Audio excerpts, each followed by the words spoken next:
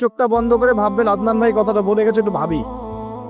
এইটুক যদি ভাবতে পারেন আজকে বাসায় গিয়ে, আজকে ওয়াজ আমার সফরের যান। এই যে 200 কিলো আসছি, আবার 200 কিলো যাবো, ইনশাল্লাহ সফর। কি ভাববেন প্রিয় ভাই? আমিও কিন্তু তরুণ, আমি কিন্তু বুড়া হয়ে যাই নাই। বুড়া হয়ে গেছি এখনো? আচ্ছা, আপনিও তরুণরা একটু ভাবি, চোখ বন্ধ করে ভাববেন যে আল্লাহ পাক আপনাকে সৃষ্টি করেছিলেন আল্লাহর ইবাদত করার জন্য। সূরা জারিয়াত 56 নম্বর আয়াত, ওয়া মা খালাকতুল জিন্না ওয়াল ইনসা ইল্লা লিয়াবুদুন। 1 2 আল্লাহ পাক আপনাকে সৃষ্টি করেছিলেন যাতে করে আল্লাহর দিনটাকে আপনি আল্লাহর জমিনে প্রচার করেন, প্রসার করেন, প্রতিষ্ঠা লাভ করেন। এই দুইটা আপনার কাজ ছিল। এখন আপনার বয়স হয়ে গেছে 30 বা 25, ধরে নেন যে আপনার হায়াত 60 বছর, তার মানে আপনার জীবনে বাকি আছে এখন 30 বছর। এই যে 30 বছর আপনি নষ্ট করেছেন বা চলে গেছে, চোখ বন্ধ করে চিন্তা করবেন এই 30 বছরে কত ওয়াক্ত নামাজ পড়েছেন, কতদিন রোজা রেখেছেন, এই 30 বছরে 30টা আয়াত আপনি পড়েছেন কি না, এই 30 বছরে 30টা সূরা আপনি শিখেছেন কিনা, 30 বছরে আপনি 30টা ইসলামিক বই পড়েছেন কিনা, আপনি নবীর 30টা হাদিস পড়েছেন কিনা, 30 দিন জামাতের সাথে নামাজ পড়েছেন কিনা, 30 দিন দিনের দাওয়াত দিয়েছেন কিনা, 30টা দিন দান সদকা করেছেন কিনা। আমি খুব বেসিক কথা বলছি, আমি বলিনি আপনি 30 দিন 30টা যুদ্ধ করেছেন কিনা, এই কথা বলিনি। আমি আপনাকে বেসিক কথা বলছি, একদম বেসিক প্রাইমারি কথা। আপনি 30 দিন নামাজ পড়েছেন কিনা, 30টা রোজা ঠিক মতো রাখছেন কিনা, আপনি কি 30 বার মেয়েকে দেখে চোখ নামাতে পেরেছেন কিনা, আপনি কি 30টা সূরা শিখেছেন কিনা, 30 বার আপনি কি রাসূলের জীবনী পড়েছেন কিনা, তার হাদিস পড়েছেন কিনা, আপনি কি নবী সাল্লাল্লাহু আলাইহি ওয়াসাল্লামের স্ত্রীদের নাম জানেন কিনা, তার জীবনী জানেন কিনা, আকীদা কি জিনিস আপনি জানেন কিনা, 30টা মাসলা মাসাইল আপনি বোঝেন কিনা। আপনি চিন্তা করবেন, এই একটা চিন্তা আপনার জীবনটাকে বদলে ফেলবে ইনশাআল্লাহ। এই একটা চিন্তাই যথেষ্ট আপনার জীবনকে বদলে ফেলার জন্য। এই চিন্তাটা আরেকভাবে করবেন, এটা ভাবার পরে আপনি চোখটা খুলবেন, চোখটা খুলে সাদা কাগজ নিয়ে বসবেন, উঠে বসবেন, বসে আপনি লিখবেন। এই যুবক ভাই শোনেন, বসে আপনি লিখবেন। কি লিখবেন? আপনি লিখবেন এই 30 বছরে আপনি কতগুলো গুনাহ করেছেন, মনে পড়ে কি কি। হয়তোবা, আমি দোয়া করি যেন এমনটা না হয়, তবে হয়তোবা আপনি খুঁজে পাবেন এই 30 বছরে আপনি বেনামাজি ছিলেন। হয়তোবা দাঁড়ান 2, আপনি হয়তো দেখবেন আপনি অনেক দিন রমজানের রোজা রাখেন নাই। আপনি দেখবেন হয়তো আপনি দান সদকা তো করেন নাই, রিকশাওয়ালাকে থাপ্পড়ও দিয়েছেন। আপনি হয়তো দেখবেন যে হলে সিট বুকিং এর জন্য হকি স্টিক নিয়ে মারামারি করেছেন। আপনি হয়তো দেখবেন যে 30 বছরে 30টা মেয়ের সাথে সম্পর্ক করা শেষ। আপনি হয়তো দেখবেন যে আপনি অলরেডি পতিতলায় ভিজিট করে চলে আসছেন। আপনি 30 দিন, এই 30 বছরে 30 বার কমপক্ষে এই মাদকের আসরে বসেছিলেন, এবং 30 বছরের বহু সময়ে আপনি অনলাইনে নষ্ট করেছেন, পর্নোগ্রাফি দেখে নষ্ট করেছেন, গোপনে পাপ করেছেন, হ্যাঁ, আরো অনেক কিছুই করেছেন। আপনি হয়তো খুঁজে পাবেন, মিথ্যা বলেছেন, প্রতারণা করেছেন, মাপে কম গিয়েছে, অন্যের উপর অত্যাচার করেছেন। আপনি আপনার যৌবনকে কাজে লাগিয়ে, এই শক্তিটাকে কাজে লাগিয়ে আপনি ইসলামের বিরুদ্ধাচরণ করেছেন, হয়তো এটাও পাবেন। এই একটা চিন্তা যদি করতে পারেন, এখন আপনার সামনে এখন রাস্তা দুটা। আপনার বাকি বয়স আছে এখন 30 বছর, ওয়াল আসরি, সময়ের কসম। আপনার সময়, আপনার জীবনের সময়টাকে মূল্যায়ন করতে হবে। সময়ের কসম, হয় যদি আমার 30 বছর বাকি থাকে, এখন এই বাকি যে আছে কি না আমিও জানি না, কেউ জানে?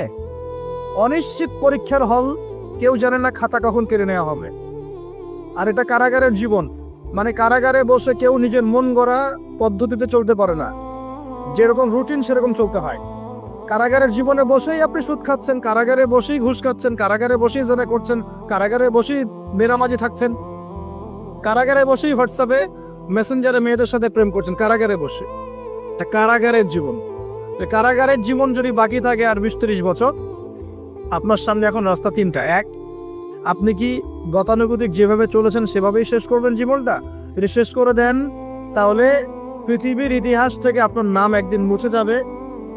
আপনি একাই কবরে শুয়ে থাকবেন, আপনার আত্মা ইল্লিনে না গিয়ে সিজ্জিনে চলে যাবে। পৃথিবীর কোনো মানুষ আপনাকে মনে রাখবে না, আপনি একাই আযাব ভোগ করতে থাকবেন, কেউ আপনাকে বাঁচাতে আসবে না। শেষ। এবং এই আযাব একবার শুরু হলে কোনোদিনও শেষ হবে না। কোনোদিনও না, কবরেও, হাসরেও, বারজাখেও এবং আপনার জাহান্নামেও। এটা একটা অপশন। 2 নম্বর অপশন, আপনি নিজেকে সংশোধন করলেন, সংশোধন করে গতানুগতিক মুসলিম হলেন। গতানুগতিক মুসলিম কেমন? হ্যাঁ, তওবা করেছি, এখন আমি মাশাআল্লাহ 5 ওয়াক্ত নামাজ টুকটাক পড়ার চেষ্টা করি, আমি মিথ্যা কথা বলি না, আমি হালাল খাওয়ার চেষ্টা করি, হ্যাঁ, আমি পার্ট টাইম কিছু দাওয়াতি কাজ করি, এবং আমি আমার পরিবার নিয়ে সুখে শান্তিতে বসবাস করার চেষ্টা করছি। আমি কোনো ঝুঁকির মধ্যে যাই না, ঝুঁকিতে যাই না, মানে আমি সৎ কাজেও আদেশ করি কিন্তু ঝুঁকিতে যাই না, মানে কোনো কিছু এমন কোনো কিছু করি না যাতে আমার উপর কোনো বিপদ আসবে, এটাতে আমি যাই। এটা গতানুগতিক মুসলিম চলছে। আর একটা হচ্ছে সমাজ পরিবর্তনকারী মুসলিম। এরা কেমন? এরা নিজেরা তো জ্ঞান অর্জন করেই এবং জ্ঞান অনুযায়ী আমলও করে, তারা সৎ কাজে আদেশও করে, একই সাথে অসৎ কাজে নিষেধও করে, সত্যটাকে নির্ভীকতার সাথে, সাহসিকতার সাথে, হিকমার সাথে সবার সামনে উপস্থাপন করে, আল্লাহর কাছে দোয়া করে এবং সমাজটাকে পরিবর্তন করে ফেলার চেষ্টা করে।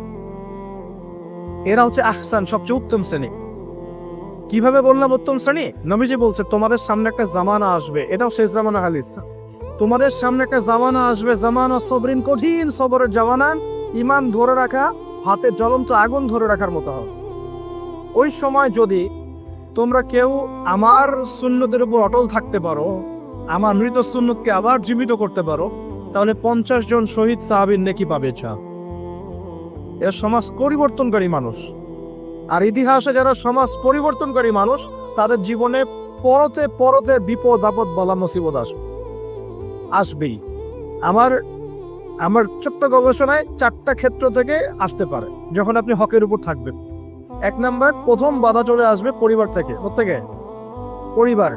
আপনি গতানুগতিক মুসলিম হলে আপনি সব জায়গায় পার পেয়ে যাবেন, কিন্তু যদি একটু কঠোরতা প্রয়োগ করেন যে আমি একদম কোরআন সুন্নাহ 100% ফলো করতে চাই, আমি এমন না যে নামাজও পড়ি শুধু খাবো, এমন হবো না, আমি নামাজও পড়বো শুধু খাবো না, আমি রোজাও রাখবো, আমি যাকাতও দিব, আমি হজমরাও করবো, আল্লাহর বিধানের প্রতি শ্রদ্ধাশীল থাকবে, আমি চেষ্টা করবো ইসলামটা প্রচার করার, প্রতিষ্ঠার চেষ্টা করবো। তখন আপনার প্রথম বাধা আসবে পরিবার থেকে। দাড়ি রাখছো কেন? দাড়ি রাখলে তোমাকে এরকম লাগে, হ্যাঁ, তুমি চাকরির উপরে কাপড় কেন পরছো, পরলে তোমাকে অমন লাগে, আগে তো গিটার বাজাইতা, আগে তো গান গাইতা, আগে মেয়ে নিয়ে থাকতা ভালো ছিল, এখন কেন সারাদিন বই নিয়ে পড়ে থাকো, ইসলামিক বই নিয়ে পড়ে থাকো, নামাজ নিয়ে পড়ে থাকো। হ্যাঁ, কি পরিবর্তন হলো! বাবা মার টেনশন, এখন পিতামাতার টেনশন। কেউ কেউ এরকম অ্যাডভার্টাইজ বানিয়ে টিভিতে দেখাচ্ছে, এগুলা দেখেন নাই? আগে ছেলে ভালো ছিল, হঠাৎ করে কি পরিবর্তন হয়ে গেল। হ্যাঁ, সুবহানাল্লাহ। আল্লাহর পথে ফিরে আসা মানুষের ক্রাইটেরিয়া এগুলো মেনশন করে করে বলছে, এগুলো দেখা গেলে যোগাযোগ করবেন স্থানীয় কর্তৃপক্ষের সাথে, ওই ছেলের মতো সমস্যা আছে। আস্তাগফিরুল্লাহ, আস্তাগফিরুল্লাহ। একজন ব্যক্তি গিটার বাজাতো, গান গাইতো, মাদকের সাথে ছিল, মেয়ে নিয়ে ফুর্তি করতো, সেখান থেকে এসেছে নামাজ পড়ছে, এই জন্য কি সে জঙ্গি হয়ে যাবে?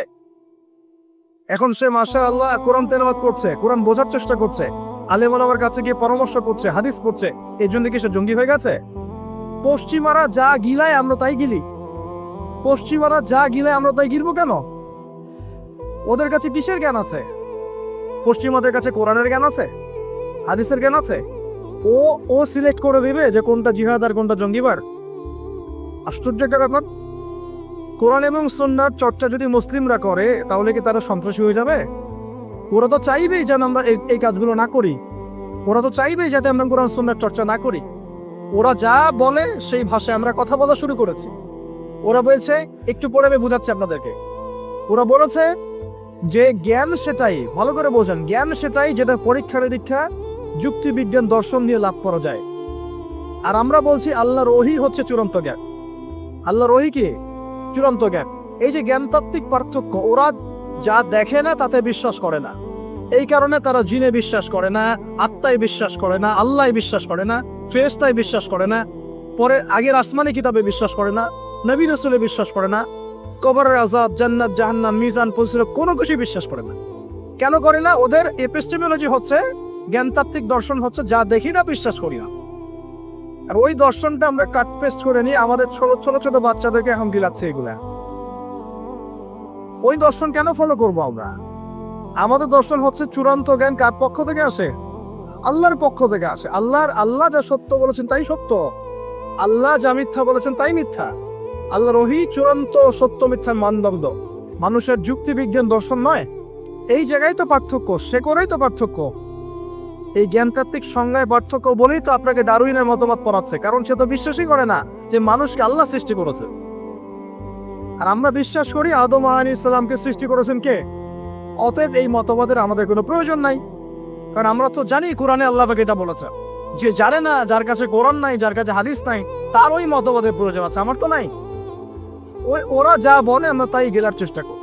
ওরা এগুলো সংজ্ঞা শিখিয়ে দিয়েছে যে মুসলিম যুবকরা এরকম এরকম করলে তারা খারাপ হয়ে যাবে, এখন তার সেটা প্রচার করা হয়েছে।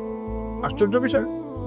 আমরা তো চাইবো প্রত্যেক ঘরে ঘরে কোরআনওয়ালা মানুষ তৈরি হোক, হাদিসওয়ালা মানুষ তৈরি হোক, নামাজি হয়ে যাক সবাই, তাহলে সমাজে শান্তি আসবে। একজন নামাজি ব্যক্তি বেশি ভদ্র হয় না বেনামাজি ভদ্র হয় বলেন? নামাজ মানুষকে শৃঙ্খলা শেখায় না, কোরআন মানুষকে মানবতা শেখায় না। কোরআন সুন্নাহর কোনো জায়গায় কি বলা আছে নিরপরাধ কোনো মানুষকে হত্যা করতে হবে? বরং আমি তো একটা আয়াত বললাম, কেউ যদি একজন মানুষের জীবন বাঁচায়, সূরা মাইদা আল্লাহ পাক বলছেন, কেউ যদি একজন মানুষের জীবন বাঁচায় সে যেন পুরো মানব জাতিকে বাঁচালো, বলি আলহামদুলিল্লাহ। আর কেউ যদি কোনো মানুষকে অন্যায়ভাবে হত্যা করে সে যেন পুরো মানব জাতিকে হত্যা করে। একটু খেয়াল করে দেখেন, সারা বিশ্বে যত মানুষকে হত্যা করা হচ্ছে মুসলিম কান্ট্রিগুলোতে, সিরিয়া, ইয়েমেন, প্যালেস্টাইন, আফগান তো চলে গেল, তারপরে আপনার ইরাক, লিবিয়া, জর্ডান, লেবানন, ঠিক আছে, ওই যে রোহিঙ্গা, তারপরে উইঘুর, মুসলিমদেরকে যেখানে যেখানে হত্যা করা হয়েছে এখানে মানবতা বিরোধী অপরাধ হয়নি? এটাকে সন্ত্রাসবাদ বলা যায় না? এটা ওদের জঙ্গিবাদ নয় কি? তাহলে প্রকৃত অর্থে সন্ত্রাসী এবং জঙ্গি কারা? মুসলিম না ওরা? যখন নিরপরাধ মাসুম বাচ্চাদেরকে বোম মেরে হত্যা করা হয়, মা বোনদেরকে ইজ্জত নষ্ট করা হয়, আমাদের মুসলিম ভাইদেরকে পাখির মতো গুলি করে হত্যা করা হয়, তখন এই মতবাদ থাকে না? তো এদের কাছ থেকে আমাদেরকে শিখতে হবে কোনটা ন্যায় কোনটা অন্যায়। এগুলো চলতে থাক, কিন্তু এই চলা ইনশাআল্লাহ তাআলা বেশি দিন সাস্টেইন করবে না ইনশাআল্লাহ। কারণ আমরা শেষ জামানার ছাত্র, আমরা জানি যে এই জুলুম ইনশাআল্লাহ তাআলা এই বিশ্বের বেশি দিন থাকবে না ইনশাআল্লাহ। অচিরে আল্লাহ রাব্বুল আলামিন এমন প্রজন্ম আনবেন, এমন নেতা আনবেন যাকে আল্লাহ পাক বলছেন তার নাম হবে মাহদি, এবং তার নাম মুহাম্মদ, তার টাইটেল মাহদি। বাবার নাম আব্দুল্লাহ, মায়ের নাম আমিনা। মুহাম্মদ সাল্লাল্লাহু আলাইহি ওয়াসাল্লামের বংশধর থেকে একজন। তার সাথে আল্লাহ পাক ঈসা আলাইহিস সালামকে পাঠাবেন, এবং তিনি এই পুরো জুলুমের শেকড়টাকে এমনভাবে উপরে ফেলবেন যে 40 বছর তার ন্যায় এবং ইনসাফের শাসন না আসা পর্যন্ত কিয়ামত হবে না ইনশাআল্লাহ। অতএব সামনে অপেক্ষা করছে এই বিজয়ের দিন। খুশি হচ্ছেন না বিজয় বেজার হচ্ছে? ইনশাআল্লাহ তাআলা এই দিন আমরা দেখে যেতে পারি না পারি, এই মেসেজটা তো পৌঁছে দিতে পারি যে সামনে এটা আসছে ইনশাআল্লাহ।